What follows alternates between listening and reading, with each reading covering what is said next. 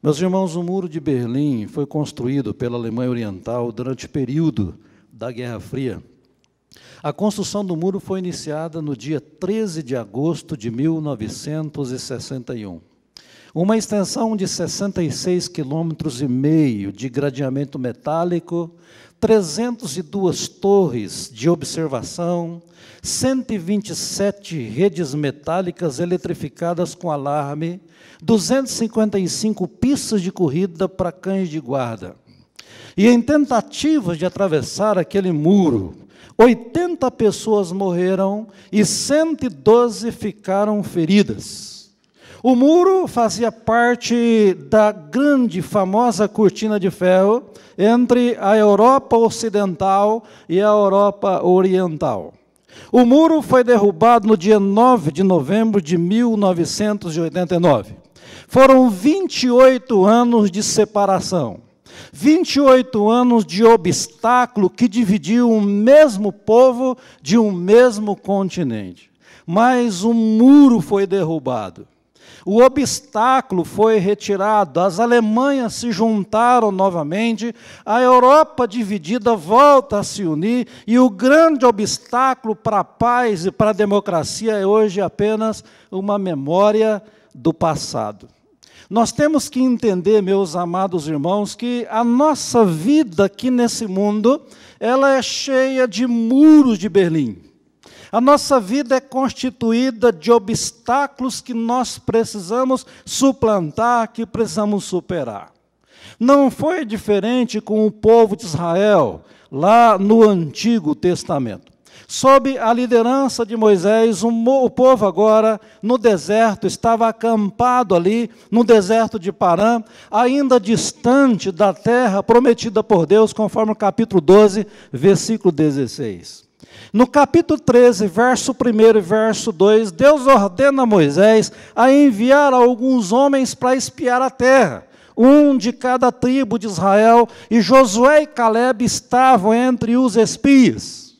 E depois de 40 dias, eles voltam então a Moisés, trazendo o relatório a respeito da terra. E conforme o versículo 27, eles disseram que a terra era uma terra maravilhosa, era uma terra excelente. Mas havia obstáculos. Para conquistar a terra, eles precisavam enfrentar grandes e diversos obstáculos. Então, à luz desse texto da palavra de Deus que nós lemos aqui em Números, capítulo 13, também capítulo 14, e outros textos da palavra de Deus, eu quero convidá-los para estar meditando comigo nesta manhã sobre esse tema. Como superamos os obstáculos da vida? E percebendo bem pelos textos, nós vamos observar que existem 3 maneiras que a palavra de Deus apresenta para nós, para superarmos os obstáculos da nossa vida. Primeiramente, nós precisamos reconhecer que eles são inevitáveis. Versos 27 a 29 do capítulo 13 diz: relataram a Moisés e disseram: fomos à terra que nos enviaste, e verdadeiramente mana leite e mel, este é o fruto dela.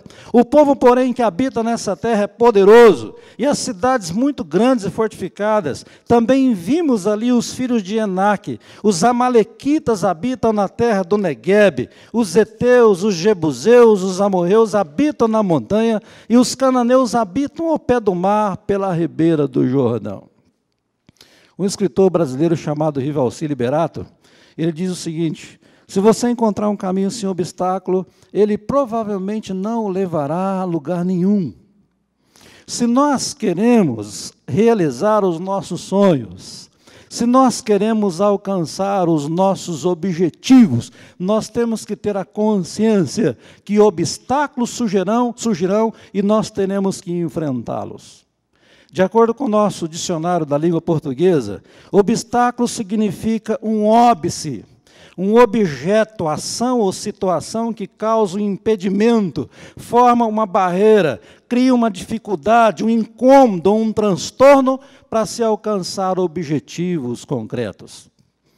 Naquela caminhada, naquela peregrinação, na trajetória de Israel rumo à terra prometida, foram vários os obstáculos que surgiram. Primeiro, o Mar Vermelho, que eles tiveram que atravessar sob a perseguição do poderoso exército de Faraó. Depois, o deserto, que eles tiveram que peregrinar por ele durante 40 anos. O ódio, a rejeição, os ataques dos povos inimigos, tudo isso era obstáculo colocado diante daquele povo. Mas, na verdade, o maior obstáculo que aquele povo enfrentou foi o próprio povo. Ou seja, eles mesmos se constituíram em obstáculo para que muitas bênçãos de Deus não fossem derramadas sobre a vida deles. E pior que isso, eles foram o obstáculo que os impediu de entrar na terra prometida por Deus. Isso é uma grande lição que nós precisamos aprender. Nós enfrentamos muitos obstáculos na vida, no ministério, na obra do nosso Deus, na nossa vida particular, mas muitas vezes nós mesmos nos constituímos em obstáculos que nos impedem de receber as bênçãos de Deus, que nos impedem de atingir os nossos objetivos, de realizar os nossos sonhos. Aquele povo, sob o comando de Josué, eles atravessaram o Rio Jordão, conforme Josué capítulo 3 e capítulo 4, eles tiveram que derrubar as muralhas de Jericó e dominar a cidade, segundo Josué capítulo 6. Mas antes do Jordão, antes de Jericó, ainda no deserto de Parã, Deus agora ordena a Moisés a enviar os espias para aquela terra.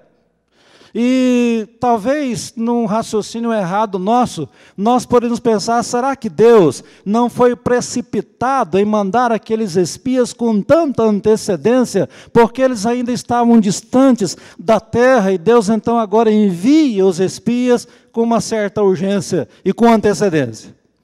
O que nós devemos aprender, meus irmãos, com isso? Deus, Ele não protela. Deus não adia as lições que nós precisamos aprender na nossa vida. Deus não deixa de nos ensinar as lições exatamente quando devemos aprendê-las. E essa é uma das maiores lições que Deus ensinou a Israel, é uma das maiores lições que Deus está ensinando hoje. A vida nossa é constituída por obstáculos, nós precisamos passar por eles, eles são inevitáveis na nossa vida. Nós enfrentamos obstáculos na nossa vida familiar, do dia a dia. Aliás, hoje um dos maiores desafios da vida cristã é viver como família cristã. Nós enfrentamos obstáculos na vida familiar, nós enfrentamos obstáculos no nosso trabalho, na vida profissional, nós enfrentamos obstáculos nos nossos estudos, na saúde, na nossa vida espiritual, no nosso ministério, na igreja, em nome de Deus e assim por diante. Nós enfrentamos obstáculos na nossa vida. E o próprio Senhor Jesus Cristo enfrentou também os seus obstáculos. A dureza dos corações impenitentes, a incredulidade do povo, a rejeição dos pecadores, para com ele tantos outros obstáculos, mas o maior obstáculo que Jesus enfrentou foi justamente a cruz, e ele venceu esse obstáculo para nos proporcionar a salvação de graça. Era um obstáculo inevitável para o Senhor Jesus. Em Lucas, capítulo 9, verso 51, ele diz na oração, lá no Getsemane ao Pai, se possível, passa de mim esse cálice, contudo não seja o que eu quero, mas o que tu queres. Ele tinha consciência de que tinha que passar pela cruz. Meus irmãos, o muro de Berlim para a Alemanha foi um grande obstáculo que durou 28 anos. Mas com certeza a Alemanha precisou aprender que é importante a boa convivência, é importante a união, a liberdade, a democracia. Foram grandes lições que aquele país demorou 28 anos para aprender. Para Jesus Cristo, a cruz foi um obstáculo. Mas para nós, pecadores, ela é o livre acesso à salvação da nossa alma, porque a cruz eliminou o obstáculo que nos separa de Deus, que nos impede de chegar a Deus, que é justamente o pecado. Então, na cruz, Jesus derrubou esse obstáculo e agora nós temos livre acesso à salvação da nossa alma em Cristo. Em Efésios capítulo 2, versículo 16, Paulo diz que nós somos reconciliados com Deus por intermédio da cruz. Então, o pecado, ele nos separa de Deus, mas a cruz nos traz de volta a Deus. E nós temos que entender que, separados de Deus ou não, ligados ainda a Deus ou não, nós passamos pelos obstáculos da nossa vida e nós temos que ter consciência plena disso. Mas a segunda lição que aprendemos nessa mensagem, como superamos os obstáculos da vida. Primeiro, nós temos que reconhecer que eles são inevitáveis. Mas, em segundo plano, nós temos que enfrentá-los com coragem. Versículo 30 do capítulo 13 diz assim a palavra de Deus: então Caleb fez calar o povo perante Moisés e disse: eia, subamos e possuamos a terra, porque certamente prevaleceremos contra ela. O relatório que os espias apresentam a Moisés é carregado de um tom de pessimismo, conforme verso 28 e 29. O povo, porém, que habita nessa terra é poderoso. E as cidades muito grandes e fortificadas, também vimos ali os filhos de Enaque. Os amalequitas habitam na terra do Neguebe, os heteus, os jebuseus, os amorreus habitam na montanha, os cananeus habitam ao pé do mar e pela ribeira do Jordão, e assim no relatório traz essa série de obstáculos que eles encontraram para conquistar aquela terra.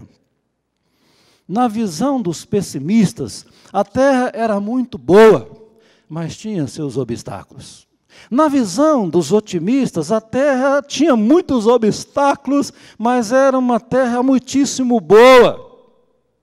E Caleb, um dos 12 espias, percebeu o pessimismo revelado pelos outros espias, e o porém do versículo 28 aparece novamente no versículo 31, e no versículo 31 o porém revela um pessimismo que agora evolui para o medo e para a covardia. Eles esqueceram a beleza da terra. Eles esqueceram a diversidade geográfica da terra. Eles esqueceram a fertilidade da terra. Eles esqueceram a autoprodutividade da terra. Eles esqueceram que aquela terra, a terra de Canaã, era um presente de Deus e mais do que isso, uma promessa fiel de Deus àquele povo. Alguém certa vez disse certamente, quando desprezamos a dádiva, nós desprezamos o doador.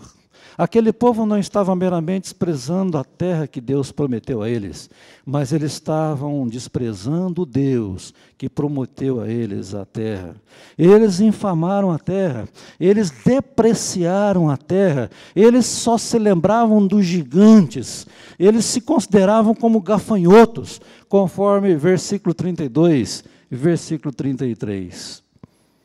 Meus irmãos, o grande problema do pessimismo, do medo, da covardia que muitas vezes nos envolve, é que isso tira de nós a visão do que Deus tem para nós.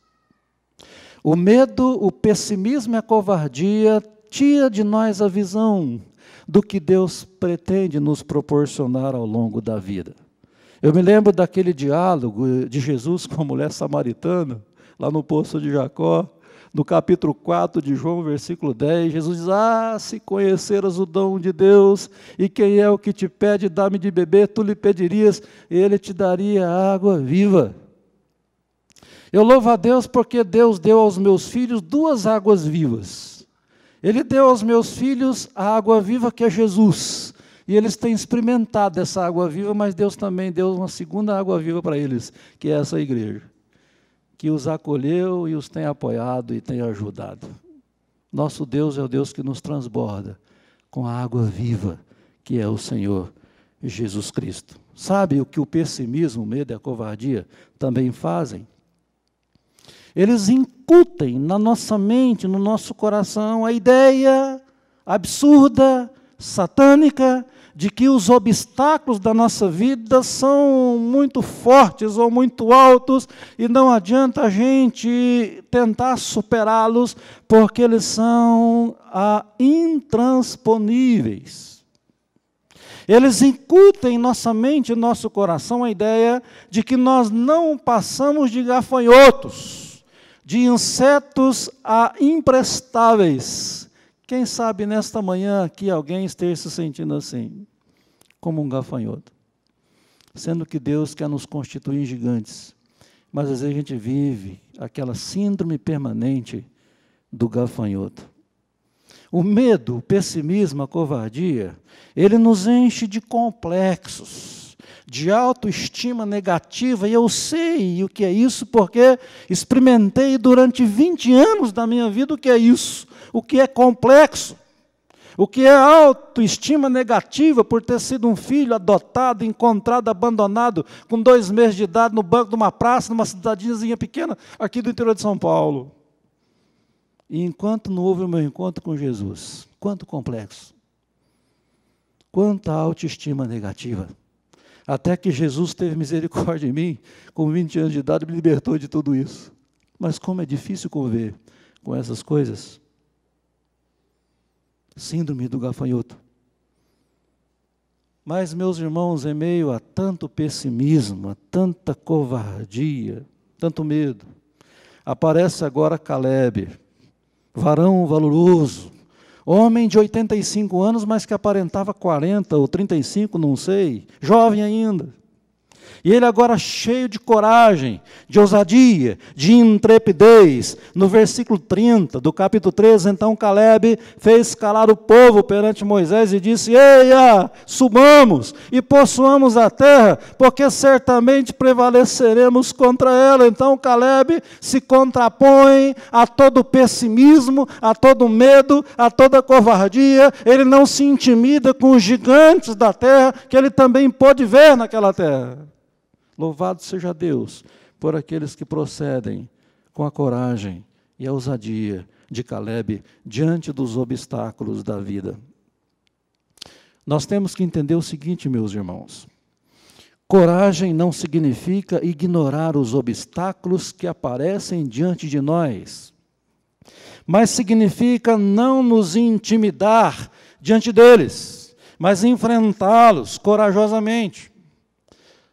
Alguns anos atrás, um irmão da igreja lá em Jaru, ele passou por uma situação financeira difícil, adquiriu muitas dívidas, colocando a família também em dificuldade. Ele, a esposa e mais 3 filhos. E para resolver o problema financeiro dele, ele disse para a esposa: você vai ficar aqui com os nossos filhos, eu vou para os Estados Unidos, eu vou trabalhar lá uma temporada, vou ganhar muito dinheiro, vou pagar as nossas dívidas e depois eu volto. Mas quando ele chegou nos Estados Unidos, bateu o desespero. E para quem que ele ligou? Primeira ligação, para o pastor. Pastor, eu estou aqui nos Estados Unidos, a minha situação é essa, e eu não sei o que fazer, eu estou desesperado, eu quero que o senhor me dê uma palavra de solução. Eu disse o seguinte: olha, meu querido, sabe, a minha palavra para você é a seguinte: o primeiro avião que você encontrar aí nos Estados Unidos que vem para o Brasil, embarca nele e volta de imediato. Porque não é assim que se resolve os problemas da vida. Não é fugindo dos problemas que nós vamos resolvê-los, mas é encarando-os de frente. Você deixou aqui a sua esposa e seus filhos numa situação extremamente delicada e eles precisam de você urgentemente. Então volte, trabalhe, pague suas dívidas, resolva seus problemas. Não demorou um mês, ele esteve de volta e ainda trouxe um presentinho para mim, lá dos Estados Unidos. E hoje os problemas já estão resolvidos, pagou todas as dívidas, e a família está bem, ele está bem, firme na igreja, todos servindo a Deus. Não se resolve problemas fugindo deles. Não se supera obstáculos fugindo deles. Nós temos que encará-los de frente com coragem, na dependência de Deus. E essa grande lição que nós aprendemos aqui com Caleb. Me lembro lá de Atos 23, versículo 11, quando Paulo estava ali passando por tanta luta e dificuldade em Jerusalém, ele teria que ir para Roma, e Deus, então o Senhor Jesus aparece para ele e diz, olha, coragem, Paulo, porque da mesma forma que você deu testemunho a meu respeito em Jerusalém, assim importa que o faças também em Roma. Se você enfrentou obstáculos aqui em Jerusalém, lá você vai enfrentar obstáculos, quem sabe, maiores. Mas é preciso coragem para enfrentá-los. Meus irmãos, quem sabe aqui nessa manhã, haja pessoas dominadas pelo pessimismo, pelo medo, ou quem sabe pela covardia. Com certeza Deus pretende nessa manhã libertá-lo disso. Ou libertá-la disso. Deus pretende enchê-la de coragem. Deus pretende libertá-lo ou libertá-la da síndrome do gafanhoto. Deus pretende agigantar você nessa manhã, através da palavra dele. 1 João capítulo 4, verso 18, diz que no amor não existe medo, antes o perfeito amor lança fora o medo. O medo, ele produz tormento, logo aquele que teme não é aperfeiçoado no amor. Então, o amor perfeito de Deus no nosso coração, na nossa vida, lança de nós todo tipo de medo. 2 Timóteo 1,7, Paulo escreve a Timóteo e diz, porque Deus não nos tem dado espírito de covardia, mas de poder, de amor e de moderação. Então, como é que nós superamos os obstáculos da nossa vida? Primeiro, reconhecendo que eles são inevitáveis. Mas também, em segundo plano, enfrentando-os com coragem, com a coragem de Caleb e Josué. Mas, em terceiro e último lugar, nós superamos os obstáculos da nossa vida confiando totalmente em Deus. Não é confiando com reservas, de forma restrita, mas é confiar totalmente, ou seja, confiar de todo o nosso coração nesse Deus poderoso e maravilhoso. Capítulo 14, versos 6 a 9, diz o texto o seguinte, Josué, filho de Nun, e Caleb, filho de Jefoné, dentre os que espiaram a terra, rasgaram suas vestes e falaram a toda a congregação dos filhos de Israel, dizendo, a terra pelo meio da qual passamos a espiar é terra muitíssimo boa. Se o Senhor se agradar de nós, então nos fará entrar nessa terra e nos dará, terra que emana leite e mel. Então somente não sejais rebeldes contra o Senhor e não temais o povo dessa terra, porquanto como pão os podemos devorar. Retirou-se dele o seu amparo, o Senhor é conosco, não os temais. Meus irmãos, agora Josué se une a Caleb, no encorajamento àquele povo covarde e medroso. No versículo 6 diz o texto que eles rasgaram as suas vestes. E rasgar as vestes no contexto da época na vida do povo de Israel significava a seriedade de uma determinada situação, a indignação diante de pecados cometidos contra Deus e a humilhação diante de Deus. No versículo 7, eles enaltecem a terra que os outros espias depreciaram. No versículo 8, eles dizem que o Senhor Deus é quem os faria entrar na terra. Significa que sem Deus, nós não podemos superar obstáculo nenhum nessa vida. Sem Deus, nós não podemos entrar na terra prometida. Sem Deus, nós não vamos a lugar algum nessa vida. Eu me lembro da campanha eleitoral de Tancredo Neves, quando ele disse, se eu for receber 70% de apoio da bancada do meu partido, nem Deus me impede de subir a rampa do Planalto. É interessante que ele foi eleito, mas ele não subiu a rampa do Planalto. Tancredo Neves deveria ter a mesma postura, a mesma atitude do salmista Davi, o homem segundo o coração de Deus, que diz lá no Salmo 61, no versículo 2, desde os confins da terra clamo por ti, no abatimento do meu coração, leva-me para a rocha que é alta demais para mim. Sem Deus nós não entramos na Canaã celestial. Sem Deus não há salvação para ninguém. Sem Jesus Cristo não há salvação para nenhum ser humano pecador dessa vida. Isaías 45, 22, o profeta diz, o Senhor Deus diz através do profeta: olhai para mim e sede salvos vós, todos os termos da terra, porque eu sou Deus e não há outro. Atos capítulo 4, verso 12, não há salvação em nenhum outro, porque abaixo do céu não existe nenhum outro nome dado entre os homens, pelo qual importa sejamos salvos. Só Jesus é a porta da salvação, só Ele derruba os obstáculos da nossa vida, principalmente o obstáculo do pecado. Irmãos, a posse da terra dependia de Deus. E eles precisavam confiar totalmente em Deus. No capítulo 14, verso 8, diz o texto: se o Senhor, Calebe dizendo, se o Senhor se agradasse deles, eles entrariam na terra prometida. Mas no verso 9, se eles fossem rebeldes ao Senhor, eles não entrariam. Infelizmente, o povo fez o contrário. Eles fizeram o caminho inverso do caminho de Deus, ou seja, eles desagradaram a Deus, eles se rebelaram contra Deus, conforme capítulo 14, verso 10 a 12, apesar disso, toda a congregação disse que os apedrejassem, porém a glória do Senhor apareceu na tenda da congregação a todos os filhos de Israel. Disse o Senhor a Moisés: até quando me provocará este povo, e até quando não crerá em mim, a despeito de todos os sinais que fiz no meio dele? Com pestilência o ferirei e o deserdarei, e farei de ti povo maior e mais forte do que este. E veja o que aconteceu com aquele povo. As consequências do pessimismo, do medo, da covardia. Capítulo 14, verso 35 a 38, diz o texto o seguinte: eu, o Senhor, falei, assim farei a toda essa má congregação que se levantou contra mim nesse deserto, se consumirão e aí falecerão. Os homens que Moisés mandara espiar a terra e que voltando fizeram murmurar toda a congregação contra ele, infamando a terra, esses mesmos homens que infamaram a terra morreram de praga perante o Senhor. Mas Josué, filho de Nun, e Calebe, filho de Jefoné, que eram dos homens que foram espiar a terra, sobreviveram. Toda aquela geração, aquela multidão, ficou prostrada diante de Deus, no deserto, e não puderam entrar na terra, porque se rebelaram contra Deus. Nós precisamos agradar a Deus. Nós precisamos confiar em Deus. Não vale a pena desagradar a Deus.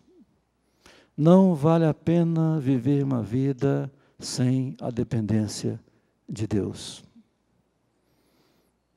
Há exatamente uma semana aconteceu aquela tragédia naquela casa noturna em Santa Maria. E fica-se agora a caça dos culpados. É o corpo de bombeiro, é o governo do estado, é a prefeitura da cidade, são os donos da boate, são os componentes daquela banda que tocava. Quem são os culpados? Nós sofremos as consequências na vida por estarmos no lugar errado, na hora errada, fazendo o que é errado. E com todo respeito às famílias enlutadas daquela tragédia, todos que estiveram no lugar errado, na hora errada, fazendo o que é errado, desagradando a Deus, provocando a ira de Deus, todos são culpados. Não vale a pena desagradar a Deus. Não vale a pena se rebelar contra Deus. Não vale a pena deixar de depender totalmente de Deus. E finalizando essa mensagem, Josué e Calebe, eles confiaram totalmente em Deus. E eles foram recompensados por isso, porque eles venceram os obstáculos. E eles puderam entrar na terra e desfrutar da terra que emana leite e mel. Mas eu não posso concluir essa mensagem sem fazer algumas perguntas para você nessa manhã.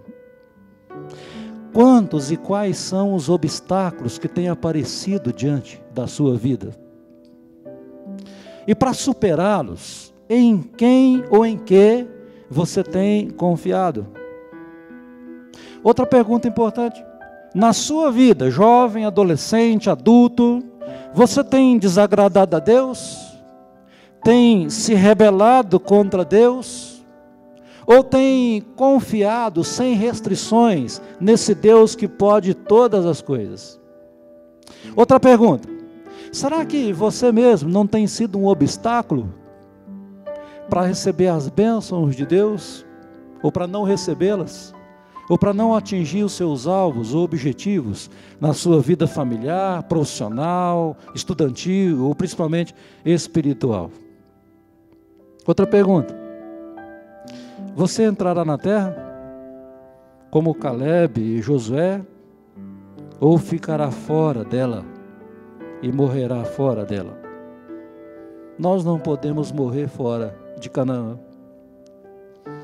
Nós temos que estar em Canaã, na expectativa da Canaã celestial que Deus reserva para nós. Eu quero dizer uma coisa para você nessa conclusão. Você pode, quem sabe, nessa manhã estar se sentindo como um mero gafanhoto diante de tantos obstáculos que você tem enfrentado na sua vida. Mas eu quero dizer também para você: se você confiar sem reservas em Deus, você será um gigante. E não haverá gigante nessa vida que possa derrotá-lo. Não haverá obstáculo nessa vida que você não possa suplantar. Como superamos os obstáculos da vida? Primeiro, reconhecendo que eles são inevitáveis. Talvez eles sejam muitos hoje, mas talvez amanhã serão muito mais. Eles aparecem na nossa vida. Segundo lugar, nós devemos superar os obstáculos da vida enfrentando-os com coragem. Portanto, nada de medo, nada de pessimismo, nada de covardia, nada de síndrome do gafanhoto. Temos que enfrentá-los com coragem, a coragem que Deus nos dá. Mas em terceiro e último lugar, nós devemos superar os obstáculos da vida, confiando sem reservas em Deus. Nosso Deus é o Deus Todo-Poderoso, é o Jeová Jiré, é o Senhor dos Exércitos. Nós precisamos confiar totalmente nele. E assim, meus irmãos, que todo muro de Berlim na nossa vida caia por terra, para a honra e para a glória do nosso Deus. Amém.